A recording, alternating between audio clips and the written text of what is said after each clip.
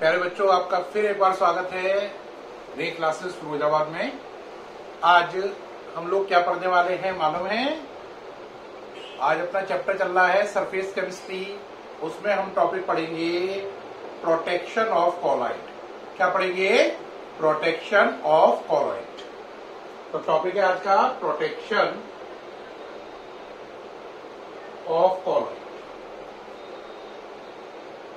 बेटा, protection of colloid है क्या? जैसे मैंने कल बताया था कि कोगुलेशन समझाया था।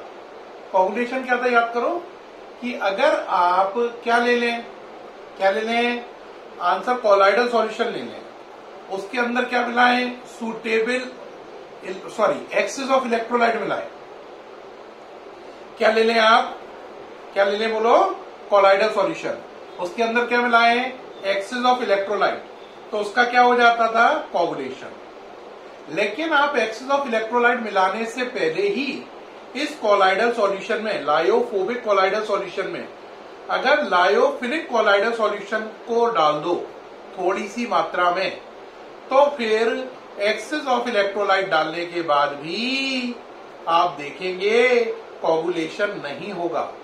इस फिनोमिना को बोलेंगे प्रोटेक्शन ऑफ कॉलॉइड। और जो आपने लायोफिलिक मिलाया है किसमें? लायोफोबिक में, उसे बोलेंगे प्रोटेक्टिव कॉलॉइड। बात समझ में नहीं आई तो देखो एग्जाम्पल समझो। जैसे कल याद करो, कोगुलेशन में याद करो, ये किसका पार्टिकल था?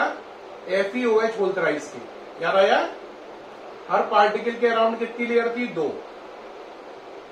एक पहली Fe+3 की, दूसरी Cl- की। हर पार्टिकल के अराउंड कितनी लेयर थी? 2। याद आ रहा है?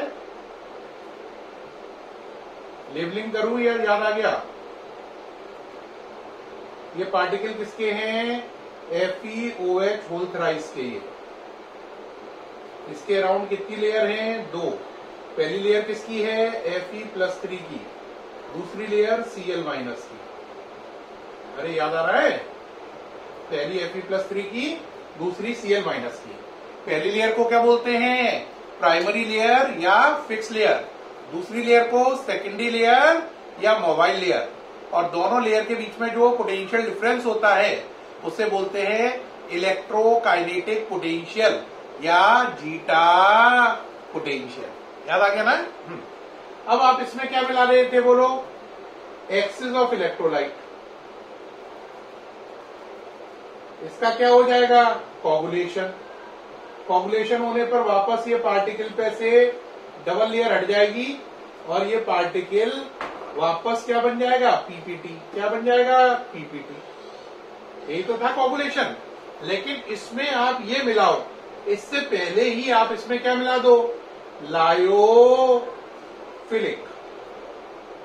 तो लायोफिलिक जब इसमें मिला दोगे फिर ये डालोगे तो ये काम नहीं होगा। तो जो लायोफिलिक मिलाया है वो कहलाएगा प्रोटेक्टिव कॉलॉइड और ये फिनोमिना कहलाएगा प्रोटेक्शन ऑफ कॉलॉइड। इंग्लिश में कैसे बोलेंगे?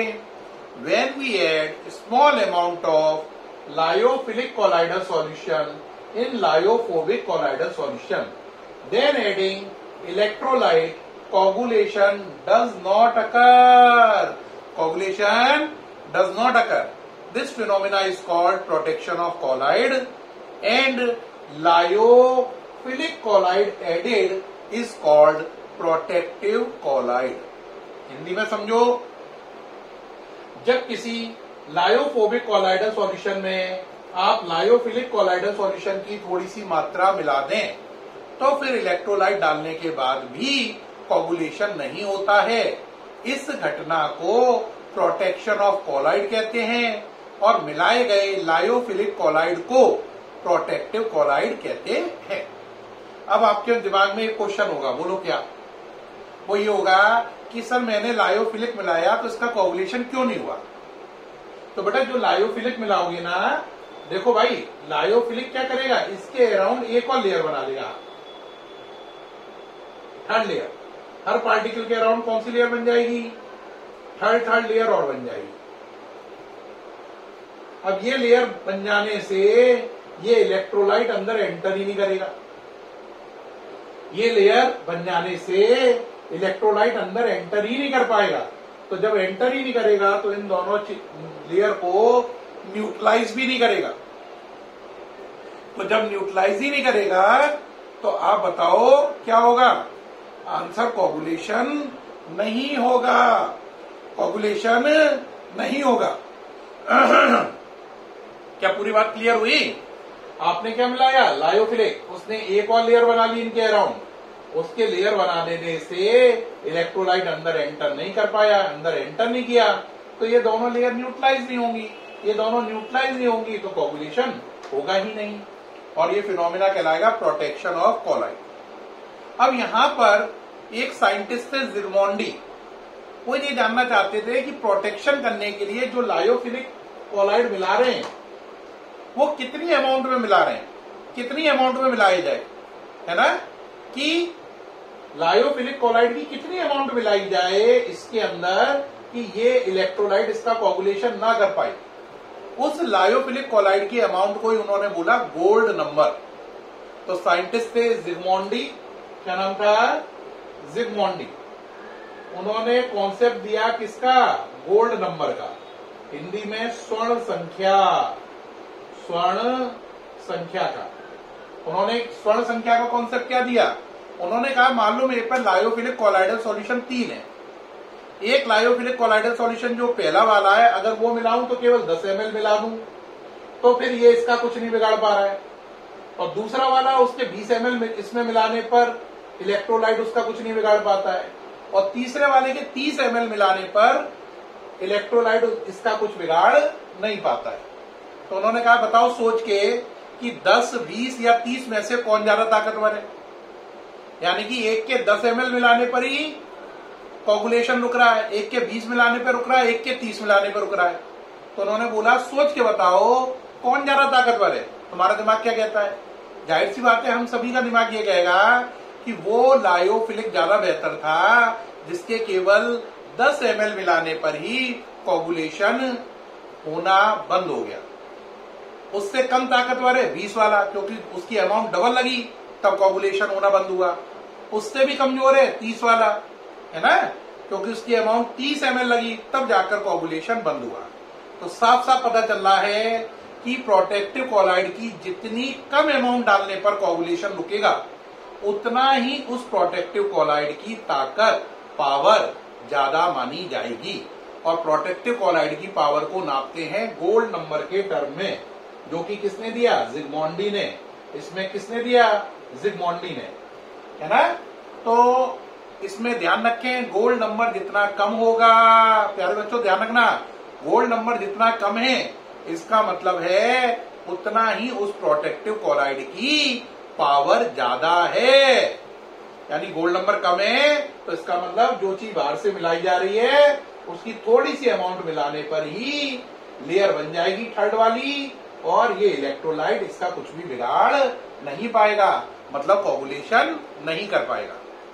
तो less will be the value of gold number, more will be it's protective power. आगे चलकर जिग्मोंडी ने गोल्ड नंबर की एक प्रॉपर डेफिनेशन दी, है ना। जिग्मोंडी ने अपने आपके इस वाले चैप्टर में 2 काम इंपॉर्टेंट है जो जिग्मोंडी के नाम पर चढ़े हुए हैं। एक गोल्ड नंबर की डेफिनेशन देना और एक अल्ट्रा माइक्रोस्कोप की खोज। अल्ट्रा माइक्रोस्कोप की खोज और गोल्ड नंबर की डेफिनेशन। अब गोल्ड नंबर क्या है, उसकी डेफिनेशन क्या है, समझो जरा। शुरू करें? तो देखो टॉपिक है गोल्ड नंबर। देखो बेटा गोल्ड नंबर क्या है। गोल्ड नंबर का कॉन्सेप्ट दिया जिग्मोंडी ने। प्रोटेक्टिव कोलाइड की, कहीं अगर प्रोटेक्टिव कोलाइड हो, कहीं का मतलब बहुत सारे, तो उनकी पावर को कंपेयर करने के लिए गोल्ड नंबर का कॉन्सेप्ट जिग्मोंडी ने दिया।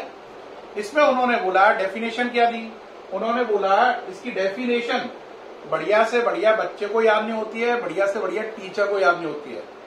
इसकी डेफिनेशन अगर आपको याद करनी है तो मेरे इस आर्टिकल पर ध्यान देना, वरना आप 10 बार पढ़ के भी 11वीं बार भूलने वाले हो। इसकी डेफिनेशन मेरे डायग्राम से देखोगे तो पक्की याद होगी, नहीं तो आप याद करते रहो, भूलते रहो और ये काम करते रहो। ये बिल्कुल ऐसा ही काम बनेगा, केमिस्ट्री बड़ी बेवफा, रात को याद करी सुबह सफा। ठीक है, तो ध्यान से देखना। आपने गोल्ड का कोलाइडल सॉल्यूशन लिया, किसका? गोल्ड का। किसका लिया? गोल्ड का कोलाइडल सॉल्यूशन। कितने ml लिया? आंसर, आपने गोल्ड का कोलाइडल सॉल्यूशन लिया 10 ml। इसका कोगुलेशन करने के लिए आप 1 ml 10% NaCl इसमें डाल रहे थे, तो इसका क्या हो जाता? कोगुलेशन। लेकिन आपने इसे कोगुलेशन से बचाने के लिए इसमें क्या डाला? Protective colloid. क्या डाला? Protective collide. प्रोटेक्टिव कोलाइड की मात्रा किसमें नापी जाएगी? अमाउंट, मिलीग्राम में। तो अब देखना जरा पूरी बात को।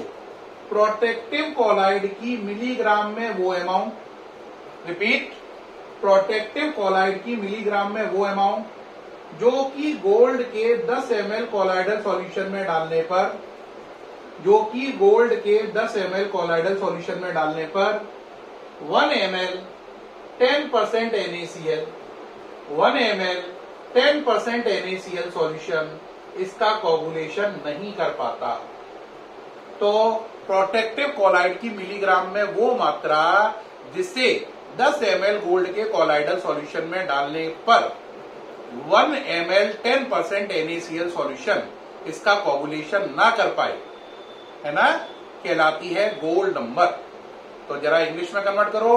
The amount of protective colloid in milligram which is added in 10 ml gold colloidal solution to prevent its coagulation on adding 1 ml 10% NaCl solution in it। पूरी बात समझ में आई? एक बार रिपीट करें, दोबारा देखो इंग्लिश में भी।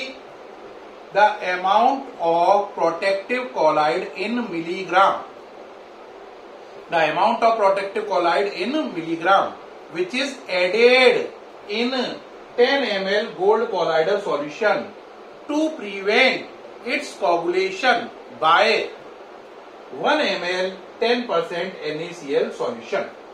क्या पूरी बात समझ में आई या नहीं आई? तो प्रोटेक्टिव कोलाइड की मिलीग्राम में वो अमाउंट जिसे 10 ml गोल्ड के कोलाइडल सॉल्यूशन में डालने पर 1 ml 10% NaCl सॉल्यूशन इसका कोगुलेशन नहीं कर पाता है। तो प्रोटेक्टिव कोलाइड की मिलीग्राम में वो अमाउंट ही गोल्ड नंबर कहलाती है। गोल्ड नंबर सबसे कम जो होता है वो होता है जिलेटिन का। इसका जिलेटिन का सबसे कम होता है।